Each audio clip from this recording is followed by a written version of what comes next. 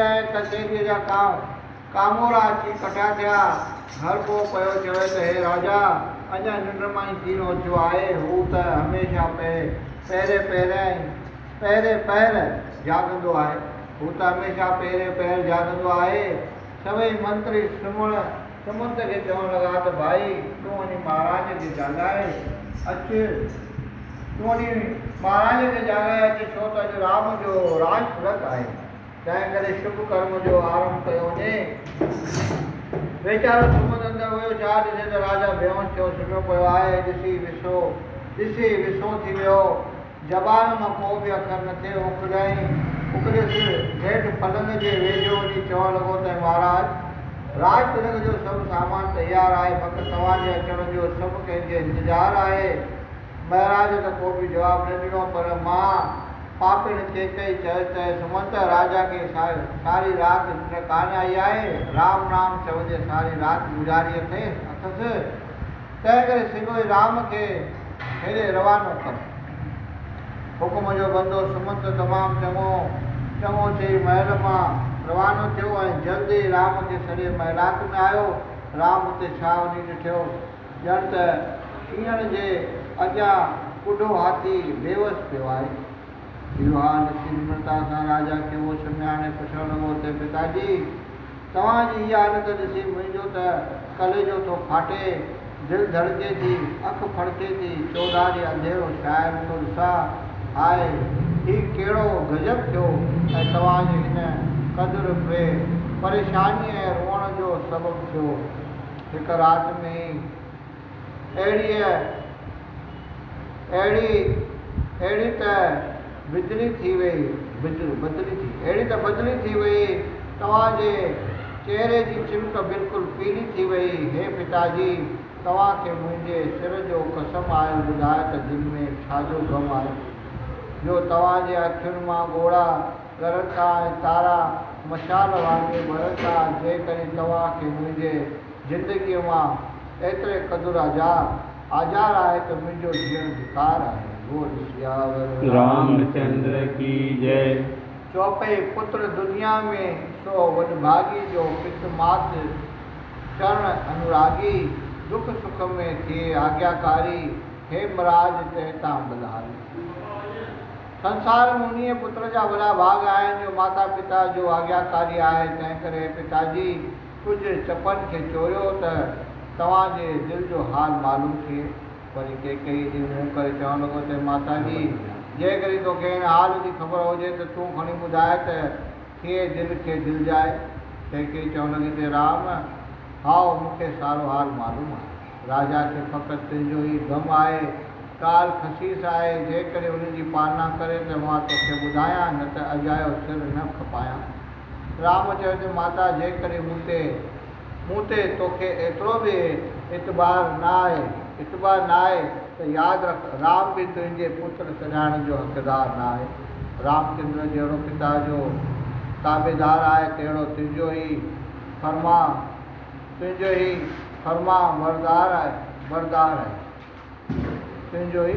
बरदार आहे। तुंहिंजे हुकुम सां बरंदड़ बाहि जे मच में टको ॾियण लाइ तयारु आहे। तुंहिंजो ऐं पिता जो हुकुम मुंहिंजे लाइ हिकु समान आहे। मुंहिंजो सारो शरीर तुंहिंजे चरणनि तां क़ुर्बान आहे। कंहिंखे चयो त राम, राजा जो उदास थियण जो सबबु रुॻो हीअ आहे जो राजा जो तो में ॾाढो प्रेम आहे। राजा मूंखे प्रसन्न थी 2 वरदान ॾिना हुआ। तुंहिंजे लाइ 14 साल वनवास ऐं भर्त लाइ राज तिलक जो इक़रार कयो, पर हाणे प्रतिज्ञा पालण खां मुंहुं टारे रहियो आहे ऐं अजायो हथ गोॾनि ते मारे रहियो आहे। रामचंद्र चयो त बसि, राजा इन्हीअ लाइ हैरान आहे ऐं अजायो थियो परेशान आहे।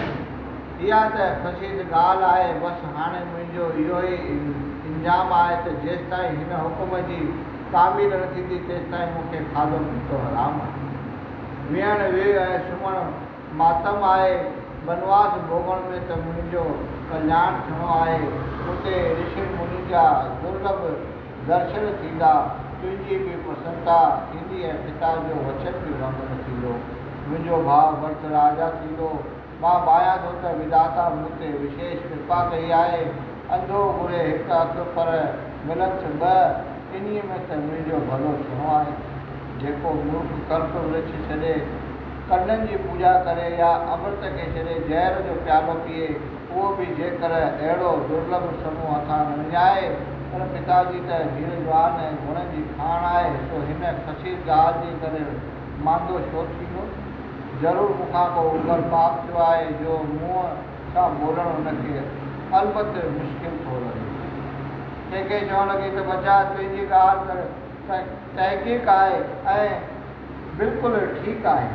ॾींहंनि गुज़रंदे कहिड़ी वेगम थी लॻे जॾहिं बेशुमार सदियूं अखियुनि जे स्पर्श शिमंदे गुज़री थी वञनि, तॾहिं ही 10-4-14 साल। कंहिंखे चवण लॻी त बचा तुंहिंजी ॻाल्हि तकरीर आहे, तहक़ीक़ आहे ऐं बिल्कुलु ठीकु आहे। ॾींहंनि गुज़रंदे कहिड़ी वेगम थी लॻे जॾहिं बेशुमार सदियूं अखियुनि जे छपरनि शिमींदे गुज़री थियूं वञनि, तॾहिं हीअ 10-4-14 साल बि ईअं ई गुज़री वेंदा। घटड़ा ई आहिनि। हिकु ॾींहुं त सुभाणे घटिबो। माता जा ही वचन ॿुधी राम दिलेरीअ सां चवणु लॻो त हे माता, मां प्रतिज्ञा पालण लाइ हर वक़्तु तयारु आहियां ऐं तव्हांजे चरणनि जो ताबेदार आहियां। शहर धर्म ख़ातिर सिर वञे मूंखे मरणु मंज़ूर आहे। माता पिता जे कोल खां पुठिते न हटणो। मूरा प्राण पशेरू उॾामी भली वञनि आकाश में, हेमा रघुकुल रीत जो ई असुल खां दस्तूर आहे। हे माता, तव्हांजी आज्ञा करे मां बाहि में टपो ॾेई सघां थो ऐं वीह जी वटि पी सघां थो ऐं समुंड में बुॾण लाइ टपो ॾेई सघां थो। पिता माता जी आज्ञा मां सिर ते सहण लाइ तयारु आहियां, छो त भॼन राग पहाड़ी मां हिंदू खत्री बचो आहियां। वफ़ादारनि मंझां दिलावर अकुल परवर, पर न मुर्दारनि मंझां। धर्म ख़ातिर सिर वञे मूंखे मरणु मंज़ूर आहे। धर्म जो पुतलो कटर आहियां कुर्बदान मंझां। क़ैद फांसीअ मौत जो ख़तरो न खतरी शेर खे, जे जला चाहे लंघिया हर वार तलवारनि मंझां। हिंदू धर्म जो नारो वॼे फड़के झंडो फड़ करे, हेमा इहो ई थो घुरां मूं अर्श ते तारनि मंझां। इन्हीअ ॻाल्हियुनि कंदे थोरी देरि खां पोइ राजा दशरथ जी मूर्छा खुली पई ऐं राम थे उथी वेठो। तॾहिं राम हुनजे चरणनि ते सिर झुकायो।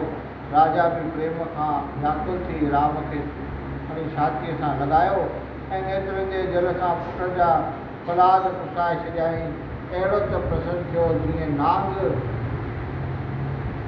विञाइण मण पाए प्रसन्न थींदो आहे। ऐं महाराज दशरथ मन में महादेव खे यादि करे प्रार्थना करणु लॻो त हे शंकर, बोल शंकर भगवान की जय। राम खे अहिड़ी का ॿुधी ॾे जीअं हू वन ॾे न वञे, भली मुंहिंजी कीरत खोइजी वञे, स्वर्ग जे बदिरां नर्क मिले, पर राम अखियुनि खां पल बि पासो न थिए।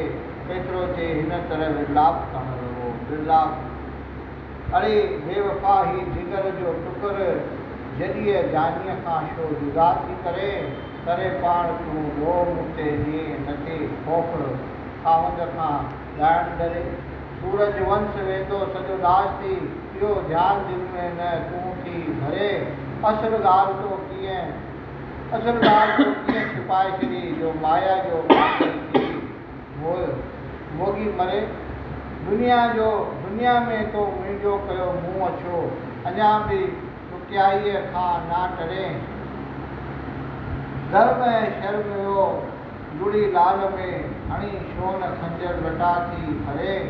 अड़ी बेहया शल कीन थी मरे, भॼी वञ हितां जी भलो थी घुरे।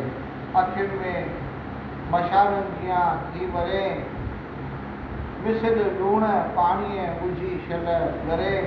नर्क में निभाइण पवे नाल पापण, वरी कीन कॾहिं विली न वरे। विली रन वरे जलायो तो जोरो जेरो कड़ी जान जी अरे मरा मां भी हेमा कड़ी छल करे। बोल सियावर रामचंद्र की जय। ओ बेहया तू मूंखे जीरो ई जलाए कर कबाब करे छॾियो हाय अहिड़ो जुल्म पाप करे पाण तोही मूंखे बणायो पतीअ सां रो करे पर खौफ़ नथी खाए मूंखे त हिकु दफ़ो ई मौत जो दुख सहणो पवंदो पर तोखे त सारी उमिरि विधवा रहणो पवंदो। हे परमेश्वर मां अहिड़ो कहिड़ो कसूर कयो तो बि पंहिंजे दृष्टिअ खां दूर कयो। हे जीवात्मा तूं वरी वरी वापसि अची मां सतायल खे छो थो सताए ऐं जख़्मनि ते लूणु घुरके घायल दिलि खे छो थी गाए। अड़े मौत छा तूं बि मूंखां डरे थो पर यादि रख त दर्द वारे दिलि खे एतिरो क़दुरु दुखाइणु मुनासिबु न आहे ऐं नासूर जहिड़े जख़्म ते लूणु घुरकण बि वाजिबु न आहे। तंहिं करे मुंहिंजे हाल ते क़यास कर सिर धड़ खां जुदा कर ऐं जल्दी दशरथ खे नाश कर। परमेश्वर के वास्ते जल्दी हली आओ देर न कर। बोल सियावर रामचंद्र की जय। पिताजी रिश्ते रखो प्रसंग पूरो तो थे। पिता के एतिरो क़दुरु व्याकुल ही राम उनखे धीरे सां हिन तरह सम्झाइण लॻो त पिताजी हिन पृथ्वी ते जनम सफल जिनजो चरित्र ॿुधी पिता खे आनंद थियो। जंहिं माता पिता खे परसन रखियो ते ॼण त चारि पदार्थ पाता। तंहिं करे पिताजी इन्हीअ सोच वीचार खे छॾे ॾियो आनंद मंगल करियो ऐं मूंखे ख़ुशीअ सां मोकिलिजो त तव्हांजी प्रतिज्ञा जो पालन करियां। चङो हाणे मां वञा थो पंहिंजी माता खां मोकिलाइण पोइ तव्हांजा चरण छुई सिधो वन ॾांहुं रवानो थींदो। एतिरो चई राम माता कौशल्या सां मिलण लाइ रवानो थियो। बोल सियावर रामचंद्र की जय।